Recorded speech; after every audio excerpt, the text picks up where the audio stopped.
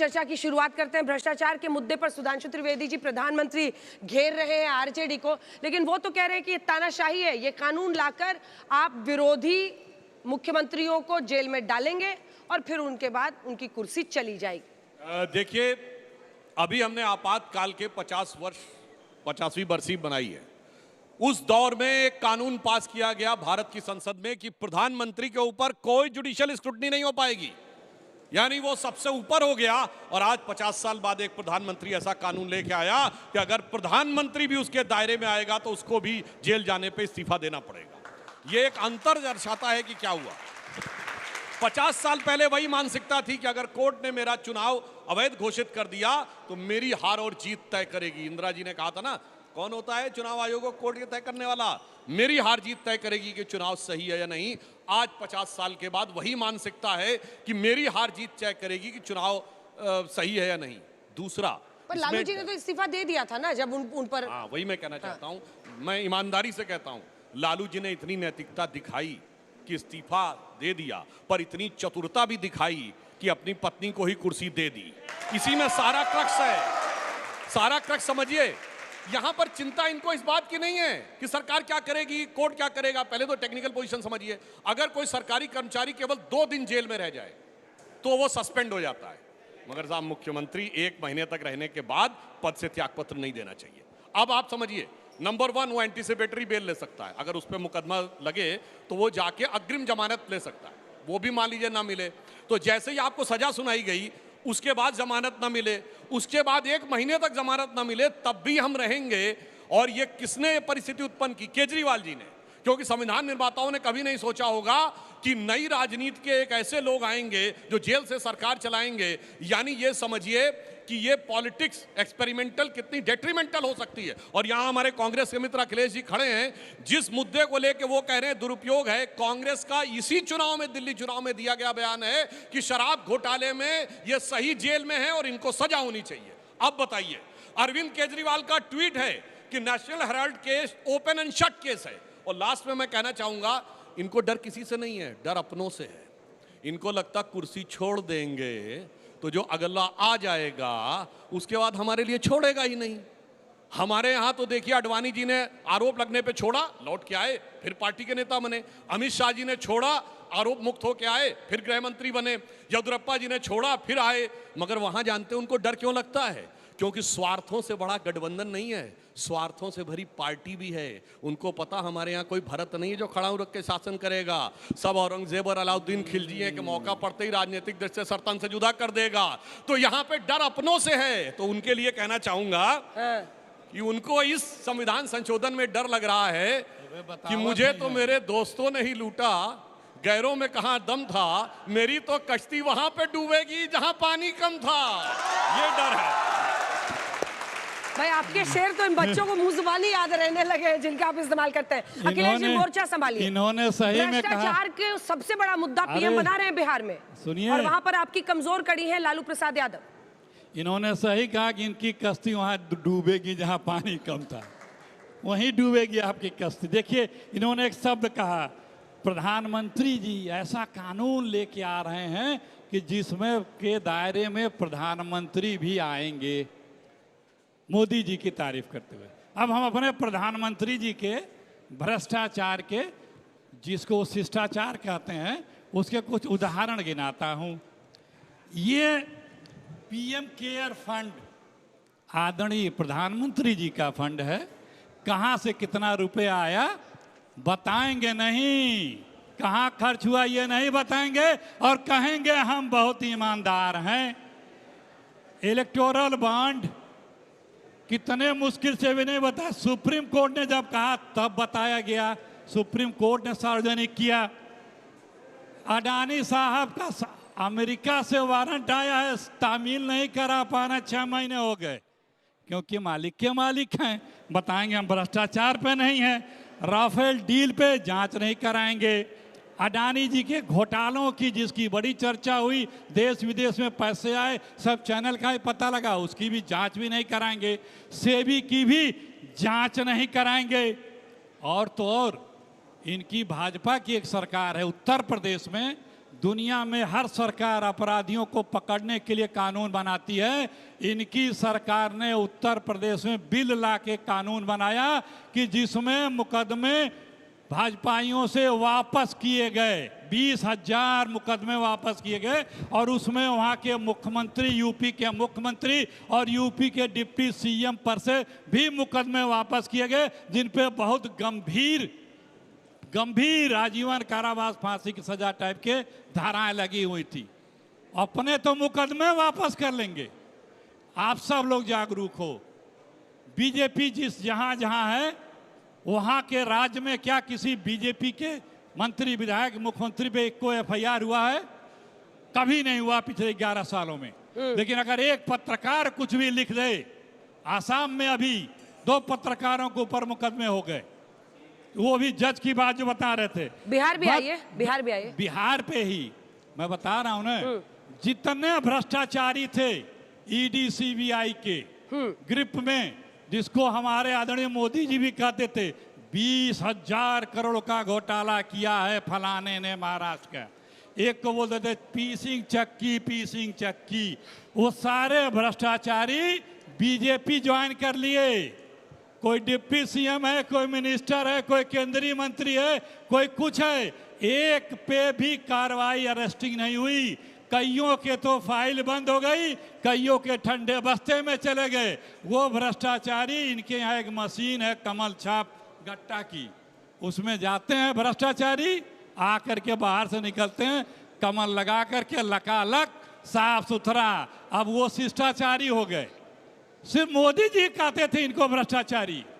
वो आदमी भ्रष्टाचार पे ज्ञान दे रहा है, चलिए, जो भ्रष्टाचार के शिरोमणि पर बैठा है, जो भ्रष्टाचार के टीले पे बैठा है, भ्रष्टाचारियों को इकट्ठा करके टीले पे बैठा वो है। ज्ञान दे रहे हैं। हाँ। वो ज्ञान, अरे सुधा पहले जी कार्रवाई बोले कर दो इन लोगों पे, इन भ्रष्टाचारियों को जेल भेजो।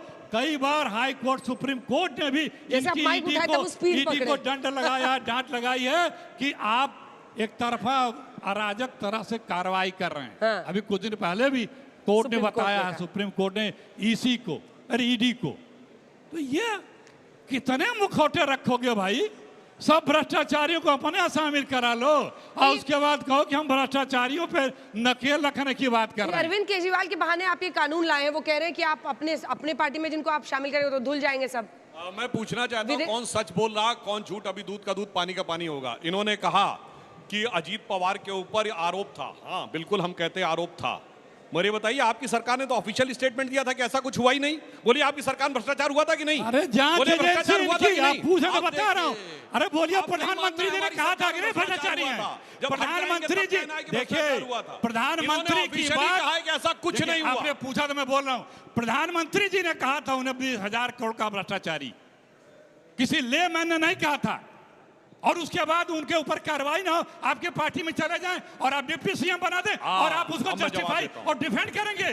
जवाब ये है दीजिए। भ्रष्टाचार बिल्कुल का जवाब दे प्रतीक। रहा हूं। डिफेंड ये है नहीं, भ्रष्टाचारी हमने के आरोप प्रतीक। लगाया। सुनिए, हमने आरोप विड्रॉ नहीं किया, जांच होने दी पूरी, मगर आपने कहा कि ऐसा कुछ हुआ ही नहीं। बोलिए आसाम में हुआ था क्या? इनके पास है, ये देखिए, जांच एजेंसियां इनके पास है। बारी बारी से प्रधानमंत्री फिर चिल्लाते रहे। अपने हाँ, ठीक है, रुक जाइए। नहीं, मैं पूछ रहे आपको हैं, एक बार बताता पूछा, हूं, उन्होंने ऐसा जवाब दिया। बेहतरीन विपक्ष नहीं मिलेगा जो चिल्ला चिल्ला कहे हम भ्रष्टाचारी थे, हमारी सरकार में भ्रष्टाचार हुआ था, हजारों करोड़ का घोटाला हुआ था, देखो वहां हुआ था, देखो इस जगह हुआ था, हमारे सीएम भ्रष्टाचारी थे। ऐसा सेल्फ सर्टिफिकेशन देने वाला आपको कोई दूसरा नहीं मिलेगा। दूसरा, मैं इसको उससे खतरनाक बात बताता हूं।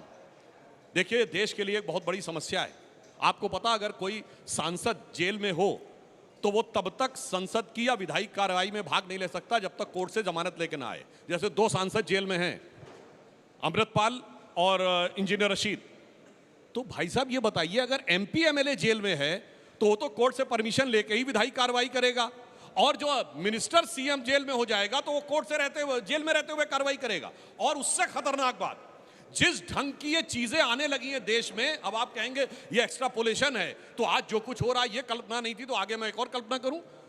कोई अगर ये कह दे कि हमने फला आतंकी को जो जेल में बंद है उसको अपना संसदीय दल का नेता चुन लिया, हमने विधायक दल का नेता चुन लिया, तब मान लीजिए इंडी गठबंधन कह दे कि मैंने इंजीनियर रशीद को नेता चुन लिया, तब एक आतंकवादी जेल से सरकार चलाएगा। और ये कोई कहे हवा की बात है, तो मैं याद दिलाना चाहता हूं केरल असेंबली में 6 दिसंबर 2006 को प्रस्ताव पारित हुआ कि कोयंबटूर हमलों का मुख्य आरोपी आतंकी अब्दुल नसीर मदनी जो तमिलनाडु के जेल में था उसको रिहा कर दिया जाए और सारे के सारे कांग्रेस के सारे लेफ्ट के यूनानिमस पारित कर दिया कि इस आतंकी को रिहा कर दिया जाए। कल के दिन यूनानिमस कह देंगे कि इसको सीएम बना दिया जाए, तब क्या होगा? चुनाव लड़ने पर कब रोक लगाइएगा, ये भी तो बताइए। चुनाव लड़ सकता है और सब पार्टियों में है, आपकी पार्टी में भी सीरियस क्रिमिनल ऑफेंस वाले सांसद और विधायक सब है, वहां क्यों नहीं रोक लगाते? पार्शियल वाला मामला। ऐसे एक बात बता दूं, यूपी और बिहार में सपा और राजद के शासन काल में अपराधियों के मंत्री रहने, सांसद रहने, जलवाए जलाल से रहने के बहुत सारे उदाहरण हैं। और एक उदाहरण आपको याद होगा, मरहूम मुख्तार अंसारी उत्तर प्रदेश में थे और कहां जेल में थे? पंजाब में, इनकी सरकार के दामने रहमत में। और उन्होंने बाकायदा रिटर्न एप्लीकेशन दी थी कि मैं पंजाब की जेल में ठीक हूं, मुझे उत्तर प्रदेश नहीं जाना है। सोचिए कैसा चोली दामन का साथ है अपराधियों और आतंकवादियों के। छोटा सा जवाब फिर वाजपेयी जी, उसके बाद मैं आपके सवाल लूंगी। जवाब दे दूं? हाँ, जल्दी से। ये ज्ञान दे रहे हैं भ्रष्टाचार पे और अपराध पे। एडीआर की रिपोर्ट कहती है, आप लोग बच्चों थोड़ा ध्यान दिया करो, पढ़ खोजो, कि 28 मंत्री दागी हैं। मोदी जी के 28 मंत्रियों पे आपराधिक मुकदमे हैं, उनमें कईयों पे बहुत गंभीर वाले हैं, महिलाओं के साथ भी जो तमाम बड़े अपराध होते हैं वो भी। और हमारे मोदी जी का एक भाषण भी होगा, आप लोग ढूंढना, मेरी जब सरकार बनेगी तो मैं ऐसा कानून लाऊंगा कि किसी भी राजनीतिक नेता का 1 साल के अंदर उसका फैसला हो जाएगा, जेल चला जाएगा।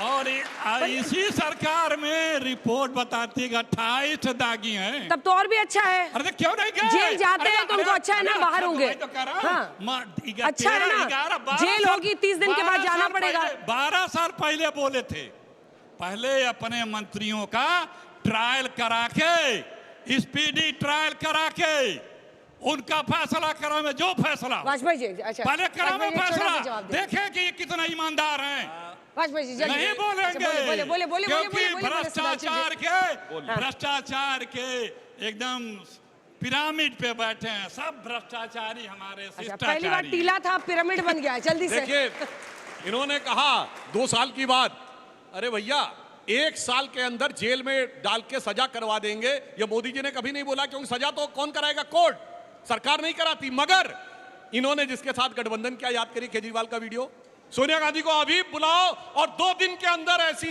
जांच होगी कि फटाक से जेल में डालो राहुल और सोनिया को। और उससे जाके गठबंधन किए थे और मोदी जी ने चेंज किया है। भारतीय न्याय संहिता बनी है, अब वो पिछले जो बैकलॉग पूरे होंगे, 8-10 साल लगेगा, इसके बाद 3 साल से ज्यादा कोई मुकदमा नहीं लगेगा जिसको सेटल होने में। और जहां तक आरोप की बात है, जेल जाने की बात, हमारी सरकार छोड़िए, सरकार कोई भी रहे, जेल जाने वाले और कोर्ट कचहरी का चक्कर काटने वाले एक ही लोग होते हैं। अब मैं बताना चाहता हूं, आज राहुल जी और सोनिया जी जिस मुद्दे के ऊपर जमानत पे हैं, वो अक्टूबर 2013 में national Herald case Delhi high court के आदेश के ऊपर लगा, हमारी सरकार नहीं थी। कनिमोझी जी, ए राजा जेल गए 2011 में, हमारी सरकार नहीं थी।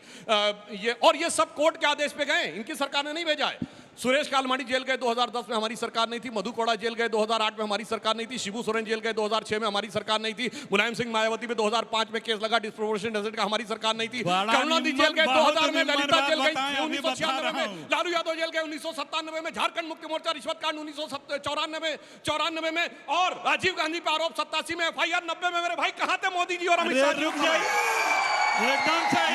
अरे एक मिनट मेरे भाई, एक मिनट, इस सवाल का जवाब आना चाहिए। इसी का जवाब, अरे रुक जाइए मेरे भाई। भ्रष्टाचार की जब बात होती है तो इनके लिए एक लाइन याद आती है, कभी खुद पे कभी हालात पे रोना आया, और बात निकली तो हर एक बात पे रोना आया। भाई वाह, भाई वाह, भाई वाह।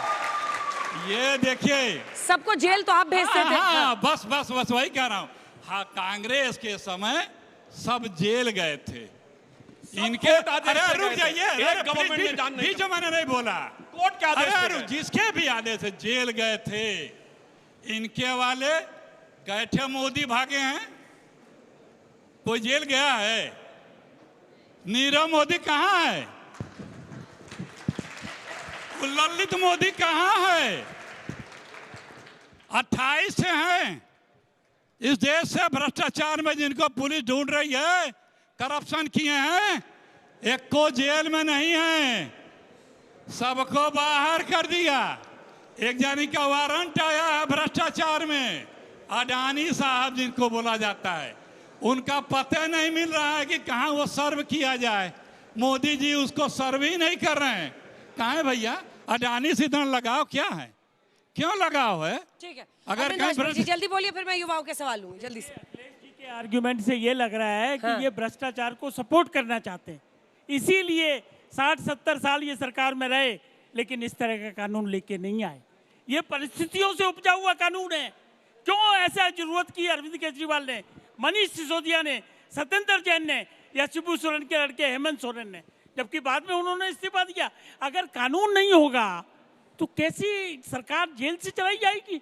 मंत्री जेल से बैठ के इस फाइल में साइन करेगा और सुप्रीम कोर्ट को कहना पड़ा कि ना ये मंत्रालय जाएंगे ना कोई फाइल साइन करेंगे, इसलिए ये कानून लाया गया।